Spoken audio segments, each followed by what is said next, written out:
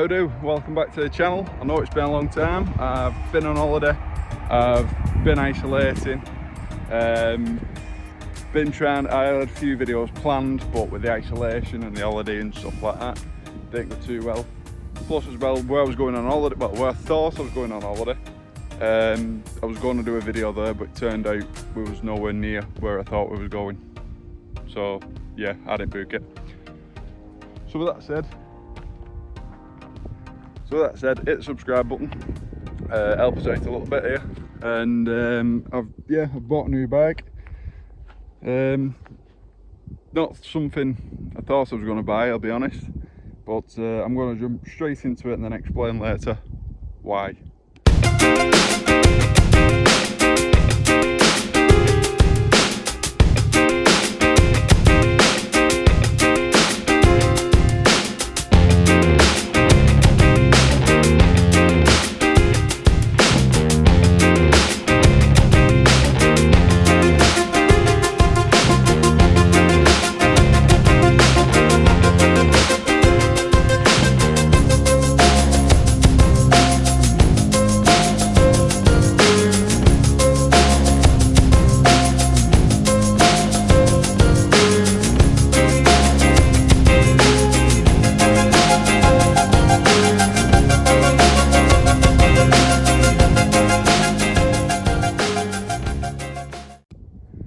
So here it is, it's a 2021 Roscoe 6.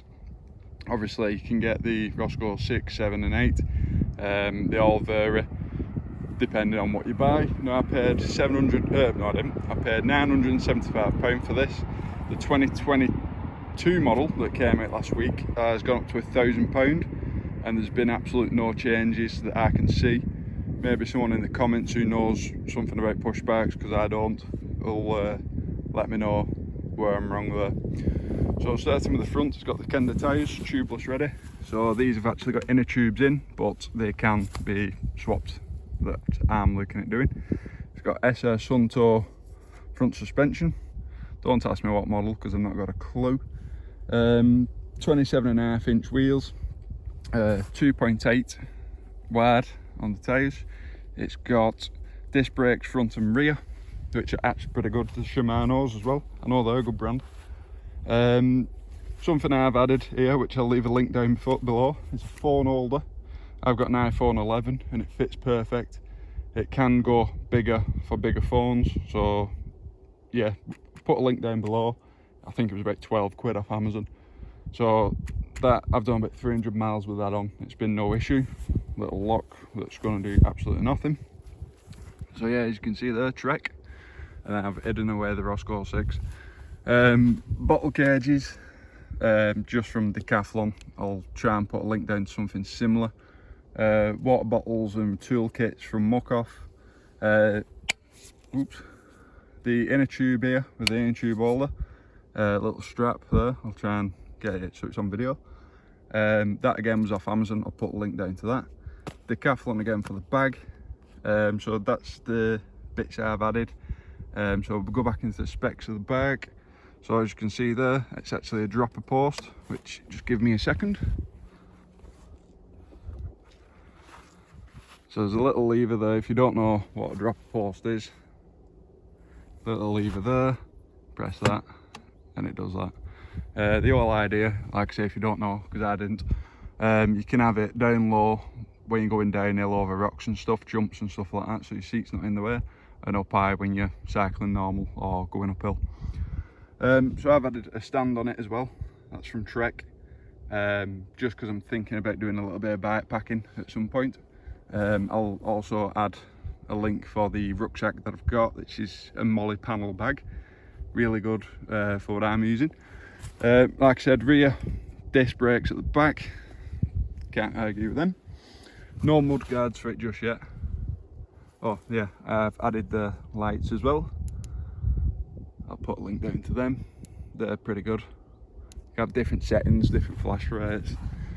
Oops.